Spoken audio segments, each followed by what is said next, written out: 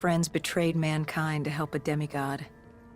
The concept alone was insane, let alone his friend's involvement. Cain was in it to the end. By now, she was as obsessed with stopping Deimos as we were. We weren't ready for Cairo, no matter what we thought. This place. If there was ever a place that was hell on Earth, this was it. It wasn't just the city. The entirety of northern Africa had fallen to the undead. The walls were covered with memories of the dead, those taken by 6115, lost to this wasteland, the desert for the undead. It was the last place on Earth you'd want to be, but you chose to hide there. Why? For that very reason. I hoped no one would come for me. Why? What were you running from? From what you sought. Deimos.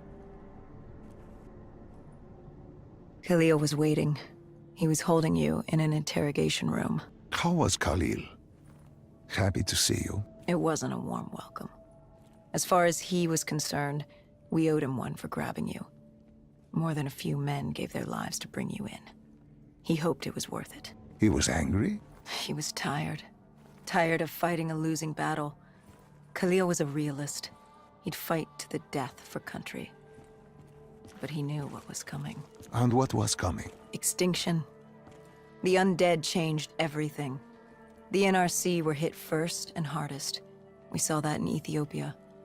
The damage done by the dead didn't even take into account what the water wars did.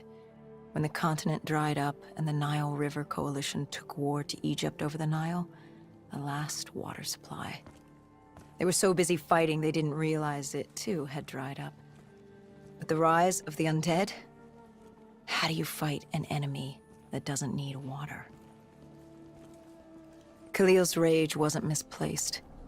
It wasn't personal. He was just barely holding on. What did you hope to learn from speaking to me? How to stop Deimos. Everyone has a weakness. The whole base was on edge. You could feel it in the air. The dead were moving on Ramses. An assault was imminent. Khalil didn't know how much time we had with you. Hendricks demanded to know why we weren't informed. How did Khalil respond to his anger? WA command was down. How was he meant to get his message through? Besides, they still had their dead system.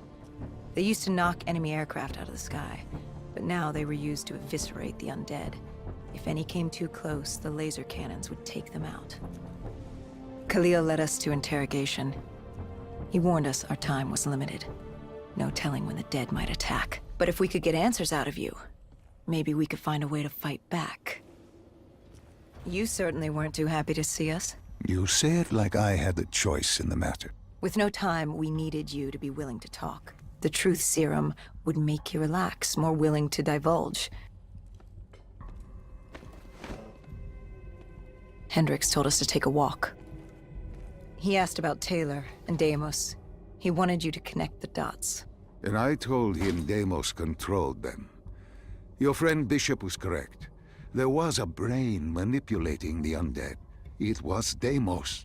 Deimos realized he could access a person's DNA. He could possess them, inhabit them, consume them. He didn't need to turn them. Like puppets on strings. The undead are mindless creatures, but Taylor's team, Gojulan, anyone with DNI, they could be hosts. They were slaves to do his bidding. Hendricks wanted to know why. We both did.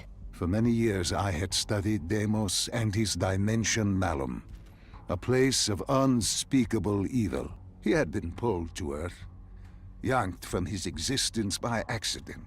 Trapped here, he saw opportunity to enslave humanity and use them to wage an unholy war against Dolos. The demigoddess.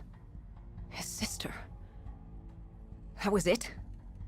We were just a chess piece? Our entire existence was just... A pawn in a much larger game in a universe far bigger than you realize. Humanity